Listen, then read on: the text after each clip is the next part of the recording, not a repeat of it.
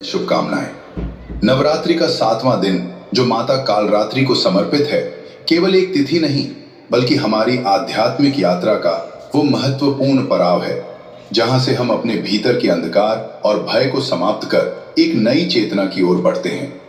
माता कालरात्रि, जिनका स्वरूप भले ही देखने में अत्यंत भयानक है, लेकिन वे अपने भक्तों के लिए शुभंकरी हैं, यानी सदैव शुभ फल देने वाली।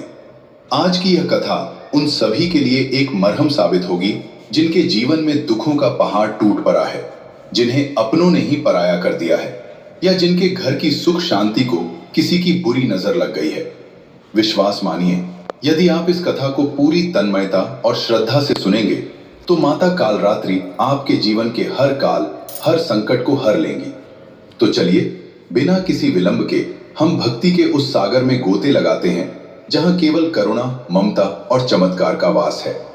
प्रिय श्रोतागण, यह कथा भारतवर्ष के एक ऐसे कोने की है जिसे कुदरत ने अपने हाथों से सजाया था।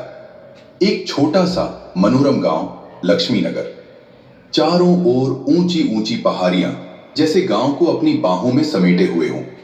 हर सुबह सूरज की पहली किरण जब इन पहाड़ियों से टकराती थी तो पूरा गांव सोने की तरह चमक उठता था।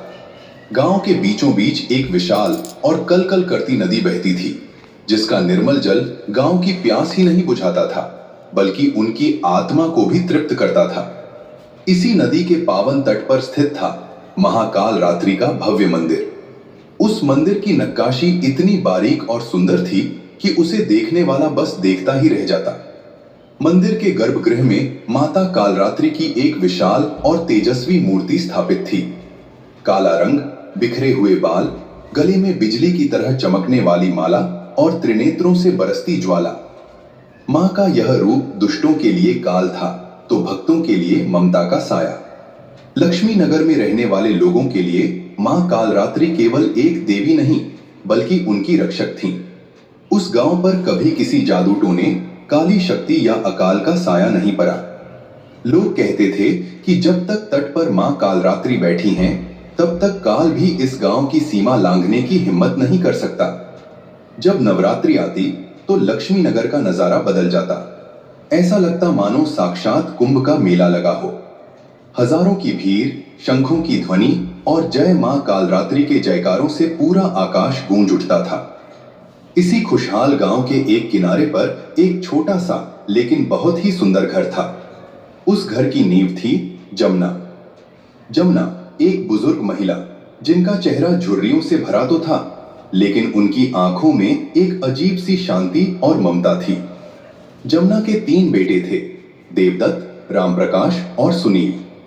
श्रोतागण, इन तीनों भाइयों की मिसाल पूरे गांव में दी जाती थी। लोग कहते थे, बेटे हों तो जमुना के जैसे। बड़ा बेटा देवदत्त पिता के समान गंभीर और जिम्मेदार, बीच का बेटा रामप्रकाश परिश्रमी और आज्ञाकारी, और सबसे छोटा सुनील, वह तो जैसे पूरे घर की जान था, चंचल और भोला।